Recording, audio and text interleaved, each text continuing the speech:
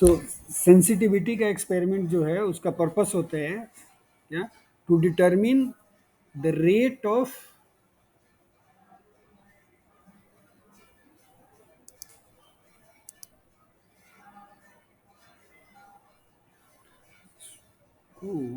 इस शेयर क्यों नहीं हो रहा।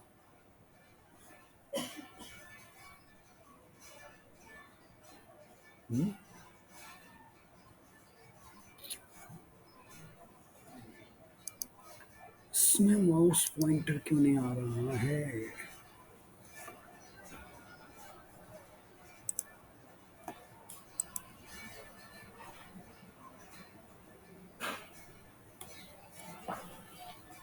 एक सेकंड, कुछ गड़बड़ हो जा रहा है।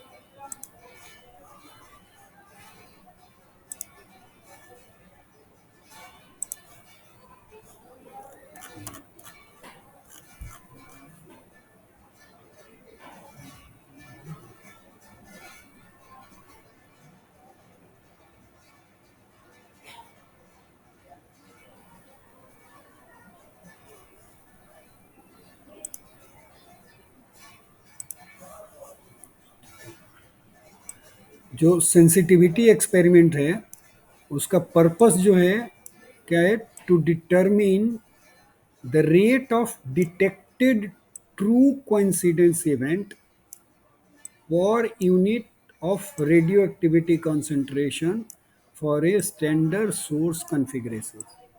देखो, जो सेंसिटिविटी जब भी मेजर करते हो ना, देख उसमें क्या होता है, गामा कैमरा में कैसे करते थे, गामा कैमरा में भी काउंट्स पर सेकेंड पर यूनिट ऑफ एक्टिविटी, यही ना, पर यूनिट मेगा बैक्यूरियल या पर माइक्रो क्यूरी, मतलब उसको डिवाइड करते थे, राइट, कि कितना काउंट से डिटेक्ट कर पा रहा है। यहाँ पर भी जो होगा वो क्या डिटरमिन करेंगे सेंसिटिविटी एक्सपेरिमेंट्स में, कि ट्रू कोइंसिडेंस इवेंट्स जो है पर unit of radio active concentration जो है वो कितना डिटेक्ट कर पा रहा है, ठीक है। So to determine the rate of, मतलब सीपीएस हो गया ना, काउंट्स पर सेकेंड पर माइक्रोक्यूरी, या काउंट्स पर मिनट या पर सेकेंड पर मेगा बेक्यूरियल, ऐसे ही मेजर करते हैं ना। तो यहाँ पर भी वो क्या होगा, ट्रू कोइंसिडेंस रेट, यहाँ पे तो कोइंसिडेंस इवेंट डिटेक्ट करते हैं पेट में, पर unit of radio active concentration, और वो भी किसमें, एक स्टैंडर्ड सोर्स कॉन्फ़िगरेशंस में, मतलब सोर्स का कॉन्फ़िगरेशन भी स्टैंडर्ड होता है।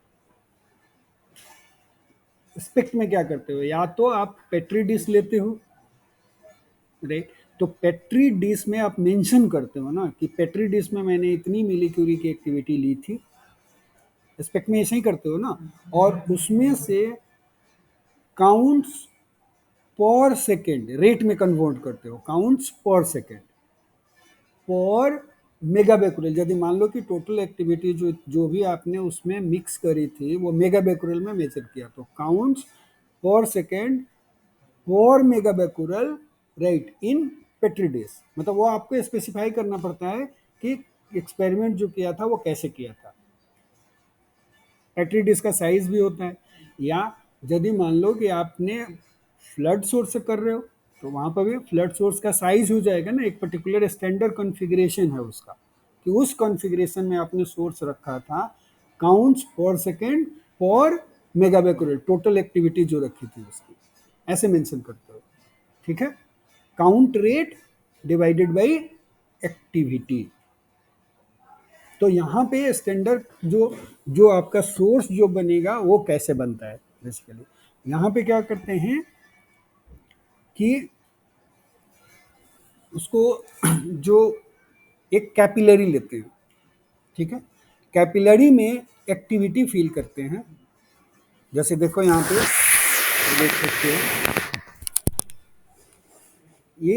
ये जो है आपका, ये कैपिलरी है, ये दिख रहा है, ये ये कैपिलरी है, जिस कैपिलरी में हम क्या करते हैं, एक्टिविटी फील करते हैं, समझ गया। एक कैपिलरी आ गया, कैपिलरी में आपने एक्टिविटी फील कर ली, इसके यहाँ पे ये देखो अलग अलग ना एल्युमिनियम के स्लीव्स बने हुए हैं, जिसका थिकनेस जो है वैरिड है, मतलब एक जो है इनर, ये सबसे पतला है, ये देख रहे हो ये वाला पार्ट आएगा, राइट। इसको दूसरे में स्लाइड कर सकते हो, आप समझ गए। फिर इसको एक तीसरा लगा दोगे तो एक तीसरा लेयर बनेगा, फर्स्ट लेयर ये बना, एक और लेयर आप डाल सकते हो, ये दूसरा लेयर बना, ये तीसरा लेयर बना, ये चौथा लेयर बना, और ये पांचवा लेयर बना। तो क्या होगा कि थिकनेस जो है एल्युमिनियम स्लीव्स का थिकनेस क्या हो रहा है, बढ़ते जा रहा है। तो थिकनेस बढ़ते जाएगा तो क्या होगा, पहला एटेन्युएशन बढ़ता जाएगा, समझिए। तो पहले अमाउंट पे यदि मान लो कि ये फर्स्ट वाला जो एल्युमिनियम जो आपने रखा था, वहां से जो एक्टिविटी जाएगी, इसके एटेन्युएशन एचवीएल से हम पता कर लेंगे कि कितनी एक्टिविटी जो है वो पेट स्कैनर पे फॉल कर रही है। उसके बाद क्या करते हैं कि इस पे डेटा एक्विजिशन करेंगे, तो इतनी एक्टिविटी थी तो इतना काउंट मुझे मिला था, आप समझ गए।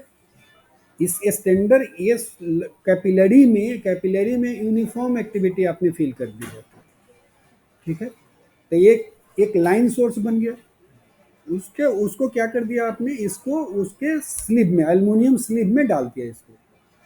अब आपने पेटेंट डेटा एक्विजिशन किया, तो जो एल्युमिनियम का थिकनेस है उस थिकनेस में कुछ जो होंगे वो एब्जॉर्ब हो जाएंगे, एटेन्यूएट हो जाएंगे फोटोन्स, तो बाकी जो अनएटेन्यूएटेड वाले जो होंगे वो डिटेक्टर पे फॉल करेंगे, वहां से ट्रू कोइंसिडेंस जो है वो डिटेक्ट होगा, ठीक है जी। हुँ? अब तो आपको क्या पता चलेगा कि इतनी एक्टिविटी थी मेरी, काउंट्स पर सेकेंड पर मेगाबेकुलर जो भी था यहाँ पे रेट वो डिटेक्ट हो जाएगा। अब क्या करोगे, इस एक्टिविटी पे दूसरा स्लीव लगाते एक्टिविटी क्या होगी, कम हो जाएगी। तो कम एक्टिविटी हुई तो कितना डिटेक्ट हुआ, थर्ड स्लीव लगाया तो कितना डिटेक्ट हुआ, फोर्थ स्लीव लगाया तो कितना डिटेक्ट हुआ। तो आपको एक ग्राफ मिल जाएगा सेंसिटिविटी का कि इस एक्टिविटी पे इतना डिटेक्शन, इस पे इतना, इसमें इतना, इतना, इतना। ओके, ठीक है। ये एक्सपेरिमेंट जो है ऐसे ही होता है। देखो यहाँ पे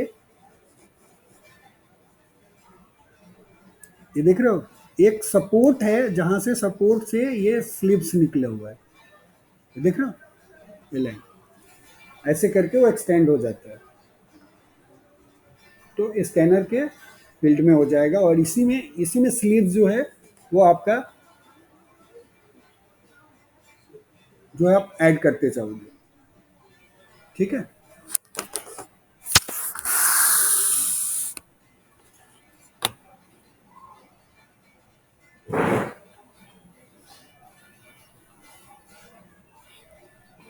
जो इनर मोस्ट जो होता है, इनर मोस्ट पॉलीथीन ट्यूब्स होते हैं, उसका साइज जो है वो 700 प्लस 20 mm, 70 सेंटीमीटर का होता है वो, ठीक है। पॉलीथीन ट्यूब जो है जिसमें आप एक्टिविटी बढ़ते हो वो 700 प्लस 20 mm, मतलब 70 सेंटीमीटर हो गया ना, ठीक है, लेंथ का होता है। उसमें F18 आप फिल करते हो, और एक्टिविटी जो होती है वो 4.421 मेगाबेकुरल के आसपास, 119 माइक्रोक्यूरी के आसपास की एक्टिविटी फिल करते हैं, ठीक है। देन 119 माइक्रोक्यूरी, ठीक है। हैं? पॉलीथीन का ट्यूब है ना, जिस ट्यूब में एक्टिविटी बढ़ती है, एक ट्यूब है 70 सेंटीमीटर का, एक लंबा सा ट्यूब होता है, उसमें आप एक्टिविटी फील करते हो, और एक्टिविटी जो होती है रफली अराउंड 119 माइक्रो के आसपास की होती है, और ट्यूब का लेंथ जो है वो 700 प्लस 20 mm के आसपास का होता है। देन आप क्या करते हो, देन इंसर्ट इट, जो ट्यूब जो फिल कर लिया, insert into the bore of sensitivity Phantom, जो सेंसिटिविटी फैंटम जो है उसके बोर में इसको इंसर्ट कर देते हैं, which consist of 5 concentric metal cylinders. उसमें क्या होते हैं, जहाँ पे इंसर्ट करते हैं वो, it consist of 5 concentric metal cylinders होते हैं and mounted on the scanning bed at centre of the transverse field of view. Right, 5 concentric metal cylinder है, वही एल्युमिनियम का है, जो पांचों जो देखा है। राइट, उसके अंदर आपने कैपिलरी डाल दी और इसको सेंटर फील्ड ऑफ व्यू में, सी ऑफ व्यू में सेंटर पे इसको प्लेस कर दिया। अब आप डाटा एक्विजिशन करते हो। ठीक है जी। और एक्विजिशन जो है वो पांचों लेयर पे करते हैं, पांचों लेयर पे करेंगे। पांच पांच लगा हुआ है मेटल सिलेंडर, एक निकाल दोगे तो 4 बचेगा, चौथा फिर निकाल, एक एक करके निकालते जाओगे तो 5 4 3 2 एक लेयर पे हो जाएगा। ठीक है, 1 लेयर पे। बोर की बात कर रहे हैं। 5 एक ट्यूब ले लिया, ट्यूब को क्या किया आपने, उस ट्यूब में, ट्यूब का लेंथ जो है 700 प्लस 20 mm का लेंथ है, उसमें 119 माइक्रो क्यूरी की एक्टिविटी जो थी आपने फिल कर दी। अब आपके पास नेमा का सेंसिटिविटी फैंटम है, उसमें एक सेंटर में होल है, उस होल में 5 कॉन्सेंट्रिक मेटल सिलिंडर्स लगे हुए हैं।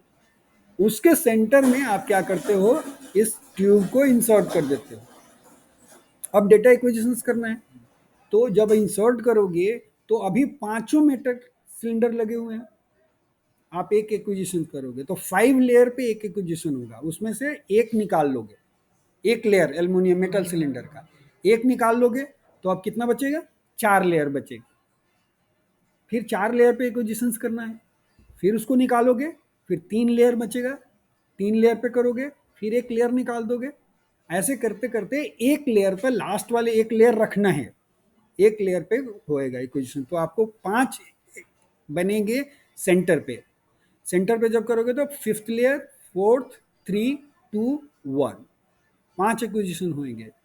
ठीक है, उसके बाद 10 सेंटीमीटर ऑफसेट पे भी करना है, एक सेंटर पे करना है और फिर उसी फैंटम को 10 सेंटीमीटर सेंटर से ऑफसेट करके करना है।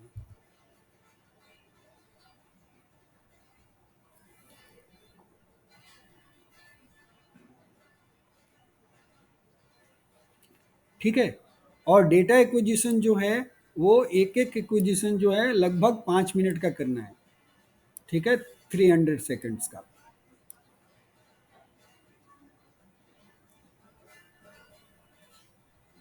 समझ गए?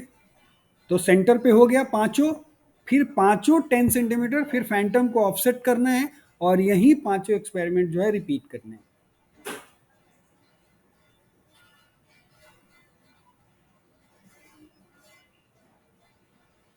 ठीक है, आपका ग्राफ जो है वो ऐसा आता है, देखो जो रिजल्ट जो आएगा वो कैसा आएगा, दिख रहा है आपको? ये देखो, इस रिजल्ट में एक प्लेन है, एक जो इमेज जो आप देखो, आपके पास डेटा एक्विजिशन होएगा, उसका रिकॉन करोगे, रिकॉन करोगे जब, राइट, तो सेंटर पे एक्टिविटी रखी थी, आप समझ रहे? तो सेंटर पे एक्टिविटी रखोगे, एक लाइन कहीं भी रखोगे ना ऐसे करके, राइट। आप जब जब रिकॉन करोगे तो ये एक्टिविटी जो होगी, एक प्लेन इधर ऐसे करके काटोगे, राइट, तो हर प्लेन पे कुछ ना कुछ काउंट्स मिलेगा। इसका देखो ये प्रोफाइल है, प्लेन 1 से लेकर के 108 प्लेन तक है। जो सेंटर में होगा, सेंटर में एक्टिविटी ज़्यादा मिलती है, समझ गए? इसका हमेशा प्रोफाइल जो आता है वो ट्रायंगुलर प्रोफाइल होता है। जैसे जैसे स्कैनर के आप इधर की तरफ, ये ऑलरेडी हम पेट सिटी में भी पढ़ा चुके हैं इंस्ट्रूमेंटेशंस में। ठीक है ना, वो ओवरलैपिंग बेड क्यों लेते हैं, फिर इधर की तरफ जो होगा सेंटर में, यहाँ पे एक्टिविटी जैसे पेशेंट भी होगा तो यहाँ पे एक्टिविटी ज़्यादा मिलेगी, मतलब इधर की तरफ जैसे जैसे आप आते जाओगे ये प्लेन की तरफ, तो एक्टिविटी जो वही सेंसिटिविटी जो है वो कम होती जाती है, सेंटर पे सबसे ज़्यादा सेंसिटिविटी होती है, दैट्स व्हाट इट रिफ्लेक्ट्स। तो इस एक्सिस पे देखो, एक एक्सिस पे क्या है, सीपीएस पर मेगा बेकुरेल, ठीक है, आ गया रेट ऑफ काउंट रेट, आ गया ट्रू कॉन्सिडेंस रेट हो गया डिवाइडेड बाई मेगा बेकुरेल, ठीक है। और यहाँ पे हर प्लेन पे जो जो काउंट्स दिखे थे उसको काउंट्स को रिकॉर्ड कर लिया, तो सेंटर वाले पे देखो मैक्सिमम काउंट है, ठीक है। जब उसको 10 सेंटीमीटर ऑफसेट पे रखा था या सेंटर पे रखा था तो ऐसा प्रोफाइल था, उसी फैंटम को आपने क्या किया, 10 सेंटीमीटर ऑफसेट पे रखा और तब आपने स्कैनिंग करी थी, तो उस केस में आपको कैसा मिला, यहां पर भी देखो सेंटर पे ही मैक्सिमम यहां पर भी मिल रहा है, ठीक है।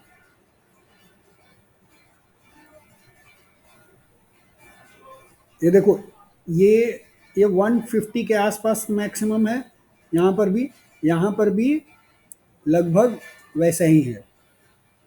ग्राफ का नेचर मोर और लेस सिमिलर है, ठीक है, ओके, क्लियर। याद रखिएगा सेंसिटिविटी प्रोफाइल क्या है, उसका फंक्शन कैसा है, ट्रायंगल की तरह है, आप समझ पा रहे हो। पेशेंट जब सेंटर में होगा तो वहां से ज्यादा काउंट मिलेंगे, उसके पेरिफेरल से कम मिलेंगे, ओके, क्लियर।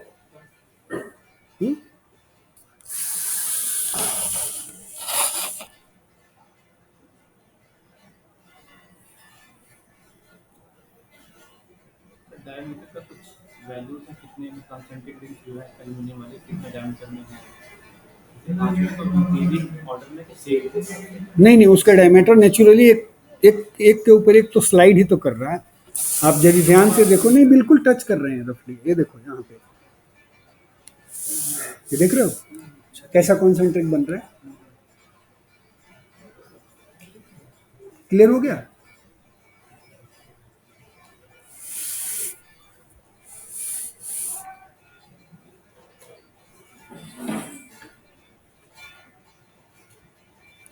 देखो यहां पर भी, ये देखो ग्राफ, इस ग्राफ में क्या दिखा है, ये थिकनेस पे है, राइट, एक्यूमुलेटेड थिकनेस, जो एल्युमिनियम का जो थिकनेस जो था, राइट, तो सेंटर पे जो एक्टिविटी जो मिली है वो उसका ग्राफ है, देखो 100% से थोड़ा सा कम है, यहाँ पे देखो क्या है, काउंट रेट केसीपीएस में है,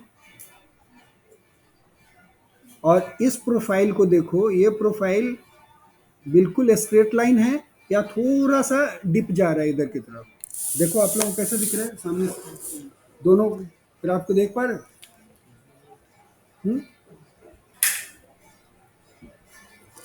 डू यू सी इट?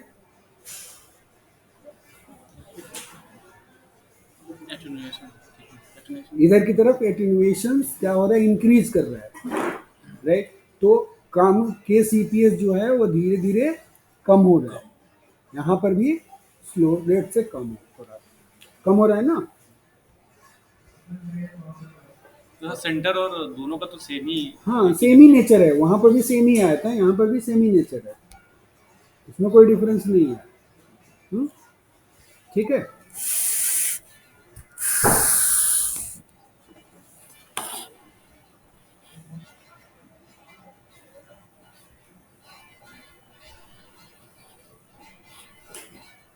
चलो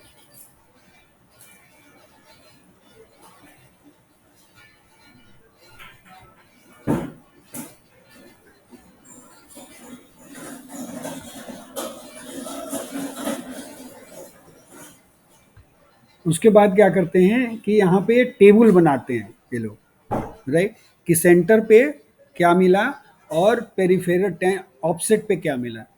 यहाँ पे जो बनाया है, यहाँ पे दिखाया है कि एक डेटा जो है हमने उठाया है यहाँ पे, और सिस्टम सेंसिटिविटी जो है सीपीएस पर मेगाबेक्यूरेल में सेंटर पे एक्टिविटी जो आ रही है लगभग 5.72% की है, और वही चीज़ जब ऑफसेट हो रहा है तो परसेंटेज डिफरेंस जो आ रहा है ऑफसेट का वो आ रहा है 3.6% का, वहाँ पे 5.7 का, थोड़ा डिफरेंस आता है, वो एग्जैक्टली सेम नहीं है, थोड़ा कम है पेरिफेरल पे, मतलब 10 सेंटीमीटर जो ऑफसेट कर रहे हो तो एग्जैक्टली सेम नहीं है। ओके, डिटेक्टर की इफिशियंसी जो जो कैलकुलेट करी है इन्होंने, उसमें दिखाया है कि परसेंटेज में कि 0.96% आ रही है सेंटर पे, जीरो मतलब जो सेंटर पे जब रखा सोर्स को, और 10 सेंटीमीटर ऑफसेट पे 1% का है, 0.96 1%, रफली आसपास का ही है, कोई बहुत ज़्यादा का डिफरेंस है लेकिन डिफरेंस एग्जिस्ट करता है। इफेक्टिव एटेन्यूएशन कोफिशिएंट भी जब कैलकुलेट किया है तो सेंटर पे जो है 0.167 आया है, और ऑफसेट पे एटेन्यूएशन कोफिशिएंट उसी का आया है 0.173, 1.6 वहाँ पे है, वन वन पॉइंट सॉरी 0.167 है, और अब 10% ऑफसेट पे जो है, जो 10 सेंटीमीटर ऑफसेट पे 0.173 है।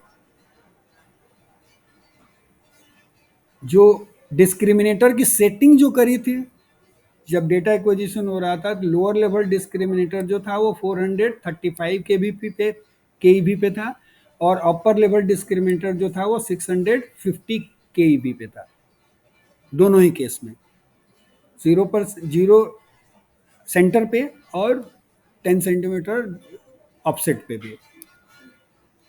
सोर्स लेंथ दोनों ही केस में सेम था, 70.40 सेंटीमीटर, दूसरे में भी 10 सेंटीमीटर ऑफसेट पे भी 70.40 सेंटीमीटर पे।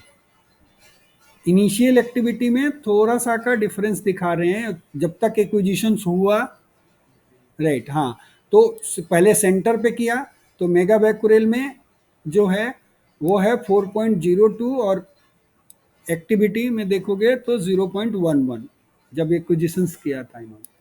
फिर उसके बाद जो सेंटर ऑफसेट पे जो किया, ऑफसेट पे मिला, एक्टिविटी जो थी उस समय पे 3.34 मेगा बैकुरेल, और मिली क्यूरी में कन्वर्ट करोगे तो 0.09 मिली क्यूरी, इस वाले केस में 0.11 मिली क्यूरी था। एवरेज ट्रू ट्रू रेट जो काउंट रेट जो एस्टिमेट किया था वो मिला था इनको 97,000, नाइन नहीं, यदि आप काउंट में देखोगे तो 9744189.2, 9744189.2, ठीक है, और 10 सेंटीमीटर ऑफसेट पे उनको काउंट रेट मिला था 8031871.2। सिस्टम स्पेसिफिकेशन जो था वो था, जो सिस्टम सेंसिटिविटी का वो था इनका 10200, और एक्चुअल में इनको मिला था कितना, यहाँ पे सेंटर पे मिला था 9616.4, और 10 सेंटीमीटर ऑफसेट पे मिला था 140.5। मतलब बेसिकली ये वैल्यूज याद नहीं करने हैं, इसको लिखने का मतलब कोई मतलब एग्जाम में रिपीट करने का मतलब नहीं है, मेन मतलब है कि ये समझना यहाँ पे कि सेंटर पे और ऑफसेट पे 10 सेंटीमीटर पे जो भी एक्टिविटी आएगी, जो भी सेंसिटिविटी मोर और लेस थोड़ा सा का डिफरेंस होता है, सेंटर पे ज़्यादा होएगा जनरली, ऑफसेट पे इसको मतलब मोर और लेस, यहाँ पे 96 के आसपास की है, यहाँ पे 100 चला गया, तो थोड़ा सा ज़्यादा जो आ रहा है सेंसिटिविटी वो 10 सेंटीमीटर ऑफसेट पे मिल रही है उसको,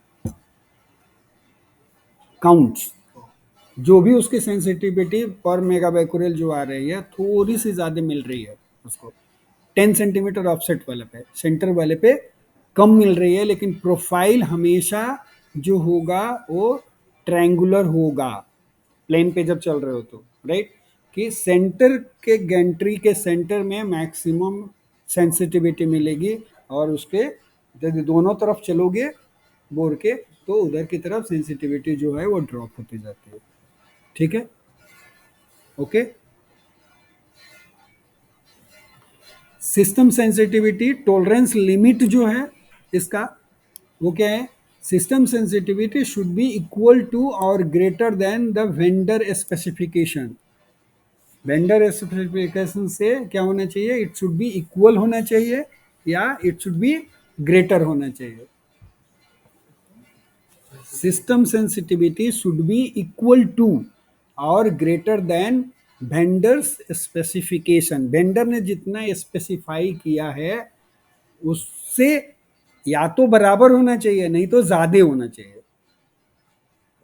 ठीक है, सो सेंसिटिविटी मेजर्ड जो होना चाहिए, it should be greater than 0.95 into sensitivity expected. ये इसका टॉलरेंस लिमिट है। क्या है, सेंसिटिविटी मेजर्ड, जो मेजर किया आपने sensitivity, it should be greater than 0.95 sensitivity expected के। मतलब सेंसिटिविटी जो आप एक्सपेक्टेड है उसमें क्या करिए, 0.95 से मल्टीप्लाई कर दीजिए, जो वैल्यू आता है उससे ज़्यादा आपकी सेंसिटिविटी मेजर करके आनी चाहिए। ये आपका एक्सेप्टेबल लिमिट है। ठीक है जी, ओके। तो ये रहा आपका सेंसिटिविटी का। इसके बाद एक और टेस्ट करते हैं,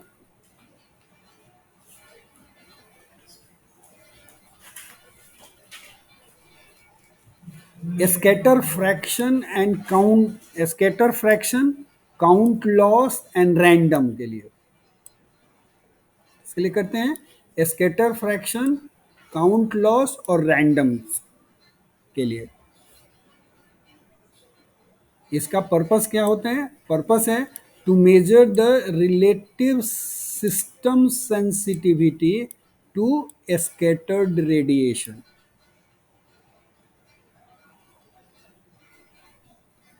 ठीक है, इसका पर्पस क्या होता है, to measure the relative system sensitivity to scatter radiations. मतलब स्कैटर रेडिएशंस के लिए हमारा सिस्टम जो है वो कितना सेंसिटिव है वो मेजर करते हैं इसमें।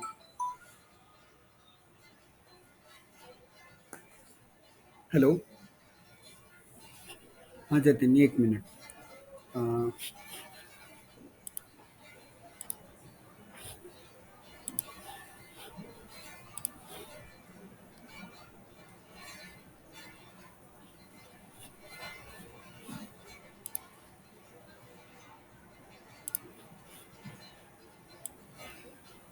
ठीक है, तो दूसरा जो एक्सपेरिमेंट जो है वो क्या है, स्कैटर फ्रैक्शन का है, काउंट लॉस कितना होता है और रैंडम्स डिटर्मिनेशन के लिए। पहला स्कैटर रेडिएशन जो है के लिए हमारा सिस्टम जो है वो कितना सेंसिटिव है वो उसकी मेजरमेंट करते हैं इस एक्सपेरिमेंट में स्पेशली। स्कैटर फ्रैक्शन जो है इज एक्सप्रेस्ड एज, स्कैटर जो एक्सप्रेस करते हैं मतलब कितना स्कैटर आएगा उसको एक्सप्रेस करते हैं एज ए स्कैटर फ्रैक्शन के रूप में। ठीक है, it is expressed as a scatter fractions for the entire tomograph, मतलब पूरे सिस्टम के लिए, पेट के लिए। इसलिए देखो जब भी मेजर करेंगे तो फैंटम जो होगा वो पूरा इंटायर उसका एफओबी जो है वो कवर करना चाहिए। तो फैंटम जो होता है वो यहाँ पे वो काफ़ी लंबा होता है, राइट। अभी दिखाते हैं फोटो आपको, राइट। तो दूसरा पर्पस क्या है, to measure the effects of system dead time, क्योंकि इसमें दोनों चीज़ है ना, स्कैटर फ्रैक्शन है, काउंट लॉस है और रैंडम है, right. So to measure the effect of system dead time and the generation of random events at several levels of source activity। ठीक है, अब देखो यहाँ पे क्या है कि रैंडम्स, एक तो आपको डेड टाइम मेजर करना है और डेड टाइम का इफेक्ट क्या है वो जानना है हमें, राइट। और रैंडम्स जो जनरेट होता है वो भी अलग अलग एक्टिविटीज में रैंडम्स कैसे जनरेट हो रहा है उसको भी मेजर करते हैं। मान लो कि यदि कम एक्टिविटी है तो कितना रैंडम जनरेट हो रहा है, और एक्टिविटी यदि बढ़ती जाएगी तो रैंडम बढ़ेगा या घटेगा, क्या होगा वो भी देखना चाहते हैं। मतलब with varying amount of activity randoms कैसे वेरी कर रहा है वो भी चीज मेजर करते हैं। तो इसमें क्या करते हैं, 3 एक्सपेरिमेंट्स हैं। एक फैंटम है नेमा का, जिससे 3 एक्सपेरिमेंट करते हैं। एक स्कैटर फ्रैक्शंस करते हैं, दूसरा we measure the effect of system dead time, और तीसरा जो है generation of random events at several source of activity. ठीक है। फैंटम जो है, phantom consist of a solid 70 centimetre long, 70 centimetre का है, 70 सेंटीमीटर लॉन्ग पॉलीइथिलीन सिलेंडर। एक पॉलीइथिलीन का सिलेंडर होता है, 70 सेंटीमीटर लॉन्ग है, विथ आउटर डायमीटर जो है इस सिलेंडर का 203 प्लस माइनस 3 mm का। आउटर डायमीटर कितना है, लगभग 20 सेंटीमीटर के आसपास का है। जैसे बॉडी का फैंटम बन जाएगा, एक तरह से ह्यूमन बॉडी की तरह बन जाएगा, राइट। समझ गए क्या है, 70 सेंटीमीटर लॉन्ग पॉलीइथिलीन का सिलेंडर है, और आउटर डायमीटर कितना है, 203 प्लस माइनस 3 mm का, तो लगभग 20 सेंटीमीटर का। एंड ए लाइन इंसर्ट उसमें होता है, लाइन सोर्स इंसर्ट होता है। तो फैंटम में एक सोर्स है इंसर्ट करने के लिए, है सेंटर में, राइट। एक लाइन सोर्स आप इंसर्ट कर सकते हो। बाकी ये सॉलिड सिलेंडर है, कितना साइज का, 70 सेंटीमीटर लॉन्ग, और आउटर डायमीटर कितना है, 203 plus minus 3 mm, right. The line source insert जो है is made of clear polythene tube, again at least 80 centimetre in length. 70 centimetre का वो है, और कैपिलरी जो जो जो सोर्स इंसर्ट जो बनाना है वो 80 सेंटीमीटर लेंथ का बनाना है, ठीक है। जो जिसमें जो सोर्स इंसर्ट होगा उसका inner diameter and outer diameter जो है वो 3.2 प्लस माइनस 0.2, ये इनर डायमीटर है। एंड आउटर डायमीटर जो है 4.8 प्लस माइनस 0.2 का सेंटीमीटर का है। अगर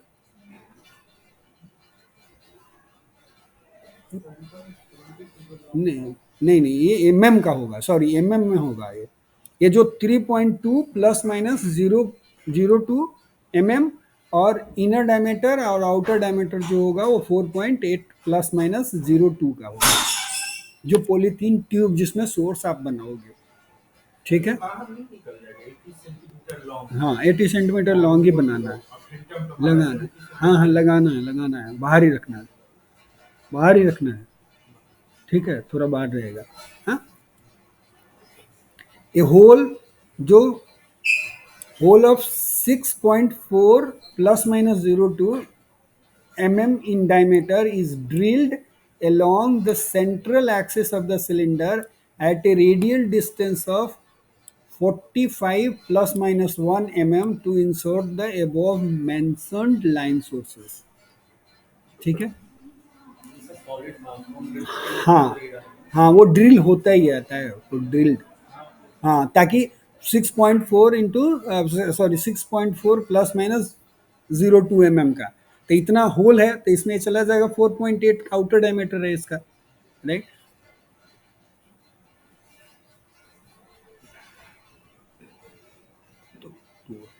एक जो होगा वो सेंटर पे होगा, और फिर एक और बोल रहा है radial distance of 45 plus minus 1 पे भी बोल रहा है, mm पे भी एक इंसर्ट लगाने के लिए, ठीक है। ये देखो 2 है,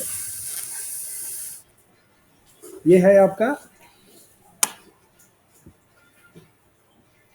ये आपका सॉलिड सिलेंडर हो गया। ये देखो, ये देख रहे हो, ये यहाँ पे एक होल है, और एक होल देखो यहाँ पे ये दिखा रहा है, एक तो यहाँ दिखाया और दूसरा होल जो है वो यहाँ पे है। कितना डिस्टेंस है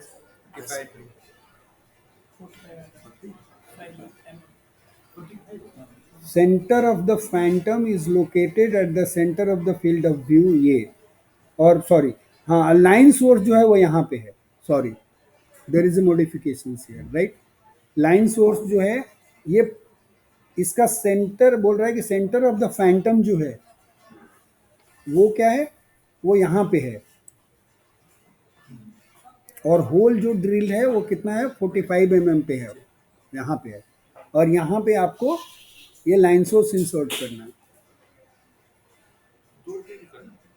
एक ही है, एक ही है, सॉरी, इसीलिए बोला उसमें कि ये जो जो होल जो ड्रिल किया है वो वो यहाँ पे किया हुआ 45 ±1 पे, एक ही होल ड्रिल्ड है, दो नहीं है। फैंटम जब प्लेस करोगे तो ये सेंटर पे ही प्लेस होगा, ये सेंटर ऑफ द फैंटम लिखा है ना, centre of the Phantom is located at the centre of the field of the view. जब आप एक्सपेरिमेंटल सेटअप करोगे तो फैंटम का सेंटर जो होगा वो सेंट्रल फील्ड ऑफ व्यू में होगा, उसके सेंटर पे होगा, सेंट्रल फील्ड ऑफ व्यू का जो जो आपका जो आएगा लेजर पॉइंटर रहेगा उस फैंटम का सेंटर उसके सेंटर पे होगा, लेकिन सोर्स जो होगा उससे कितना 45 mm नीचे है, तो यहाँ पे ड्रिल करके यहाँ पे सोर्स लगाया है। ठीक है, ओके फाइन। ये एक्सपेरिमेंट जो है इसको करते हैं, रात भर लगा के छोड़ देते हैं। क्यों रात भर लगा के छोड़ देते हैं इसको? हम्म,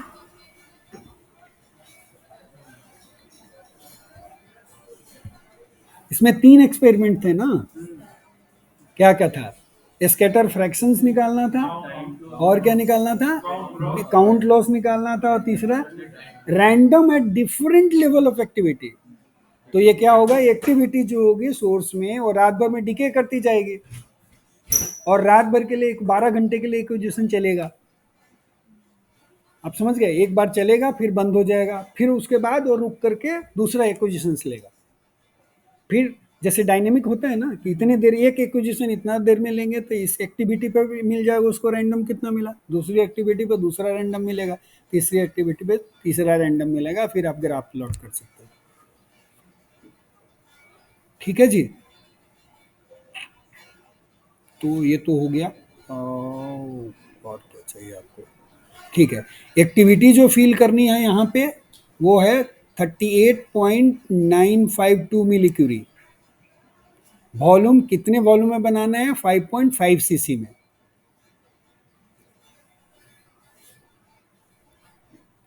उसके बाद इसको इंसर्ट करना है। 5 ml में कितनी एक्टिविटी होनी चाहिए, लगभग अराउंड 40 मिली क्यूरी के आसपास, 38.95 के आसपास, राइट।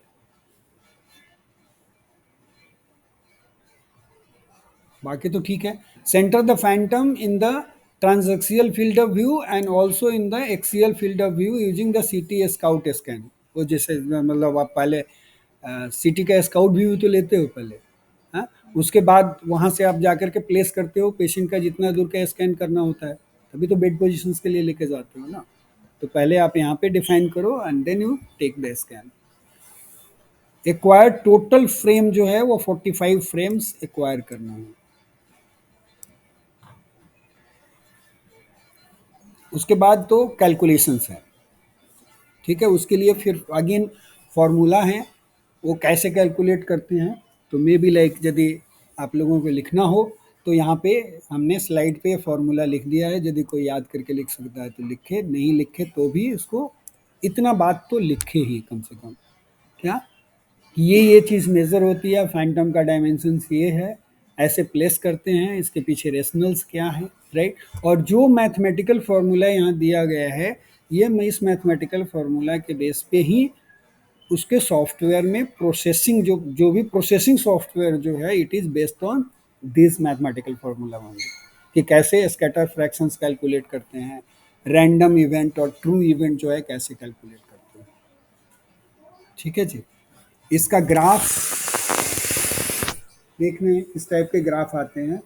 ये देखो मेगा बैक्यूरेल पर सीसी स्कैटर फ्रैक्शंस, और यहाँ पे स्कैटर फ्रैक्शंस का ये। तो देखो मेगा बैक्यूरेल पर सीसी, यदि एक्टिविटी ये बढ़ रही है इधर, राइट, तो आपका स्कैटर फ्रैक्शंस भी क्या हो रहा है, बढ़ रहा है। What is more important to be noted here, ये देखो ध्यान से देखना, ये यहाँ से यहाँ के बीच में 32 से अबव जा रहा है, 35 से देख रहे हो रफली, यहाँ पे 30 है, 30 है, और यहाँ से लाइन आपका निकल रहा है और यहाँ 35 है।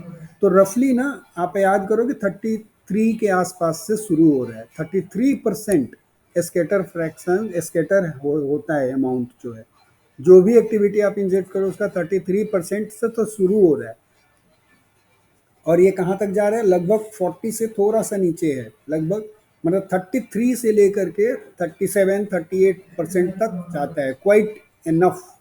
मतलब स्केटर जो अमाउंट का परसेंटेज पेट में काफ़ी होता है, इसलिए स्केटर करेक्शंस यहाँ पे मस्त है। आप समझ रहे? इसी यही तो देखो ना, यहाँ पे क्या दिखा है, मेगा बैकुरिल पर सीसी। एक सीसी में 1 ml में कितना मेगा बैकुरिल है, जैसे बढ़ते जा रहा है 0.04 मेगा बैकुरिल पे इतना होता जा रहा है, राइट। सो लगभग 30% से लेकर के 40% के बीच में जो होता है, ये इसका रेंज होता है स्कैटर का। स्कैटर फ्रैक्शन ज़्यादा है, राइट। दूसरी चीज़ यहाँ पे देखो, ये क्या है, काउंट्रेट जो है, राइट। यहाँ पे देखो एक ट्रू का है और दूसरा जो है लाइन स्कैटर का है, ठीक है। एक्टिविटी में यहीं पे देखो, इसमें भी एक्टिविटी जो है इधर की तरफ बढ़ रही है, तो ट्रू बढ़ रहा है आगे, स्केटर भी बढ़ रहा है but scatter is less than the true, उसको क्रॉस नहीं कर रहा, ठीक है। क्लियर?